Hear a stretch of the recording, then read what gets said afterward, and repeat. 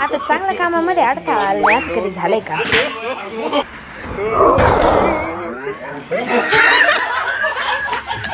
तर नमस्कार मंडळी, मी आहे श्रुती. आता आम्हाला हप्त्यातले दिवस कमी पडत होते, त्याच्यामुळे आम्ही आता शनिवारी सुद्धा कॉलेजला यायला लागलोय. आणि त्याचं एकमेव कारण म्हणजेच आमचं राहिलेलं ब्लॅक बुकचं सबमिशन, जे आम्हाला ऐन टाइमाला सांगितलंय आणि जे करता करता आमच्या सगळ्यांची पार बँड वाजली आहे. आणि त्यात मेन म्हणजे आमचं हे रायटिंग वर्क काही संपतच नाही. वाटलं होतं आता झालं आपलं सगळं रायटिंग वर्क कम्प्लीट, पण सुखाने जगतील ते आमच्यासारखे डिप्लोमाचे स्टुडंट कसले हो. काल ग्रुप वरती मेसेज आला, असाइनमेंट लिहा आणि दुसऱ्या दिवशी सबमिट करा. आता जीवाचं एवढा आटापिटा केल्यानंतर फायनली हे सगळं कम्प्लीट तर झालं, पण नंतर कळालं की मॅडमच आल्या नाही. आता आमच्या ग्रुपमध्ये जास्त तर मेसचेच डबे खातात. त्यामधूनच एक जणाचा हा मेसचा डबा होता, ज्यामध्ये वड्याची भाजी होती, पण त्यामध्ये वडेच नव्हते. आता माझ्या बर्थडे नंतर आमच्या कॉलेजवाल्यांनी आम्हाला खूप सारा लोड दिला होता, त्याच्यामुळे आम्हाला कुणालाच टाइम नव्हता. जेव्हा मी कॉलेजला असायचे तेव्हा हे सगळे नसायचे, जेव्हा हे सगळे असायचे तेव्हा मी नसायचे. आणि आज अचानक यांनी काय माहिती कसं काय इतकं मस्त माझ्या बर्थडे सेलिब्रेशनचं सरप्राईज मला दिलं की मी स्वतः शॉक झाले. यांनी केक तर आणलाच, पण त्यासोबत मला एक मस्त सुंदर असा ड्रेस सुद्धा गिफ्ट केला इथं. आणि हे सगळं बघून मला तर खूप आनंद झाला खरंच. आणि हे बघा, हा होता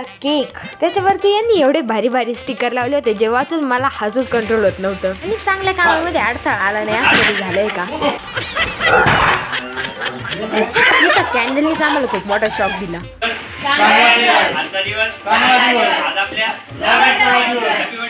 आणि अशा प्रकारे हसत खेळत कॅन्डल फुटत माझं बर्थडे सेलिब्रेशन झालं. आता पुढच्या वर्षीचं मला माहित नाही की माझ्या बर्थडेच्या वेळेस हे सगळे येतील का नाही येतील, पण ह्या वर्षीचं बर्थडे सेलिब्रेशन माझ्या व्लॉग मध्ये मी तर कायमसाठी कॅप्चर करून ठेवलंय, कारण हे मात्र मी कधी विसरू नाही शकणार. आता सगळं सबमिशन वगैरे झाल्यानंतर आम्ही गेलो पुन्हा कॉलेजला सबमिशन करण्यासाठी. ते करता करता वाजले 5. तर चला आजसाठी एवढंच, भेटूया आपण नेक्स्ट व्लॉग मध्ये. बाय.